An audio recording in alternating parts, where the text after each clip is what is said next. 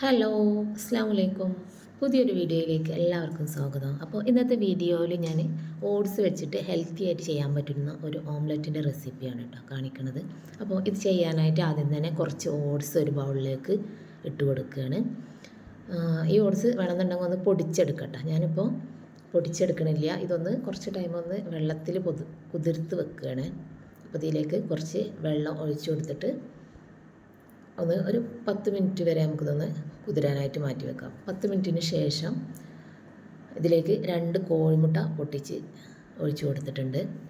ഇനി നമ്മൾ ഇതിലേക്ക് ചേർത്ത് കൊടുക്കുന്നത് ഒരു കഷ്ണം സവാള പൊടിയായിട്ട് അരിഞ്ഞതാണ് കേട്ടോ ചേർത്ത് കൊടുക്കുന്നത്.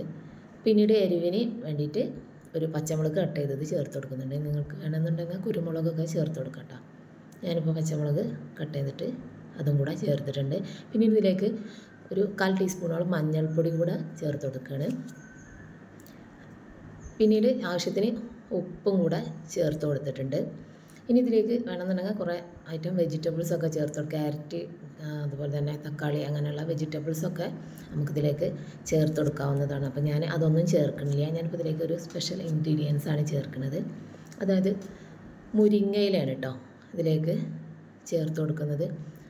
അപ്പോൾ ഇതാ കുറച്ച് മുരിങ്ങയിലയും കൂടെ ഞാനിതിലേക്ക് ചേർത്ത് കൊടുക്കുകയാണ്. ഇനി മുരിങ്ങയിലയും കൂടെ ചേർത്തിട്ട് എല്ലാം കൂടെ ഒന്ന് നന്നായിട്ട് തന്നെ മിക്സ് ആക്കിയിട്ട് എടുക്കട്ടെ. അപ്പോൾ ഉപ്പ് നോക്കിയിട്ട് വേണമെന്നുണ്ടെങ്കിൽ കുറച്ചുകൂടെ ചേർത്ത് കൊടുക്കുക. അപ്പോൾ എല്ലാം കൂടെ നന്നായിട്ട് തന്നെ മിക്സ് ആക്കിയിട്ട് എടുത്തിട്ടുണ്ട്.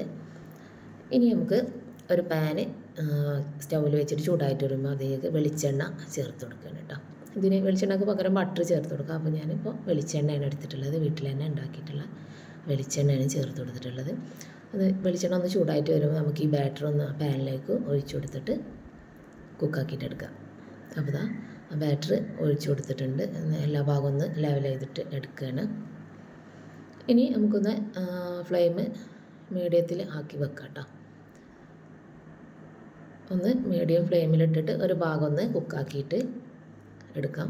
വേണമെന്നുണ്ടെങ്കിൽ കുറച്ച് ടൈം ഒന്ന് അടച്ച് വെച്ചിട്ടൊന്ന് വേവിച്ചെടുക്കാം.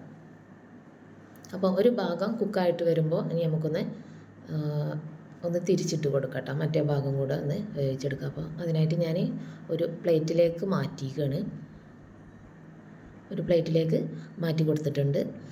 അപ്പോൾ ഇനി ഈ മുകൾ ഭാഗം കൂടെ നമുക്കൊന്ന് കുക്കാക്കിയിട്ട് എടുക്കണം. അപ്പോൾ അത് മറ്റേ ഭാഗം കൂടെ ഒന്ന് തിരിച്ചിട്ട് കൊടുത്തിട്ടുണ്ട്. ഇനി നമുക്ക് ലോ ഫ്ലെയിമിൽ വെച്ചിട്ട് ആ ഭാഗം കൂടെ ഒന്ന് കുക്കാക്കിയിട്ട് എടുക്കാം.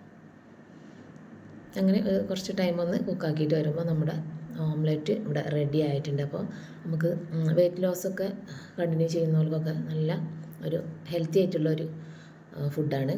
നമുക്ക് ഡിന്നറിനോ അല്ലെങ്കിൽ ബ്രേക്ക്ഫാസ്റ്റിനൊക്കെ എപ്പോൾ വേണമെങ്കിലും കഴിക്കാൻ പറ്റുന്ന ഹെൽത്തി ആയിട്ടുള്ളൊരു ഓംലെറ്റാണ്. അപ്പോൾ നിങ്ങൾ ഈ ഒരു ഐറ്റം നിങ്ങൾക്ക് ഇഷ്ടമായിട്ടുണ്ടെങ്കിൽ ഉണ്ടാക്കി നോക്കുക. നിങ്ങൾക്ക് ഈ ഒരു വീഡിയോ ഇഷ്ടമായാൽ ലൈക്ക് ചെയ്യുക, ഷെയർ ചെയ്യുക, സബ്സ്ക്രൈബ് ചെയ്യുക. ഇൻഷാ അല്ലാഹ് വേറൊരു വീഡിയോ ആയിട്ട് വരാം. Okay, by.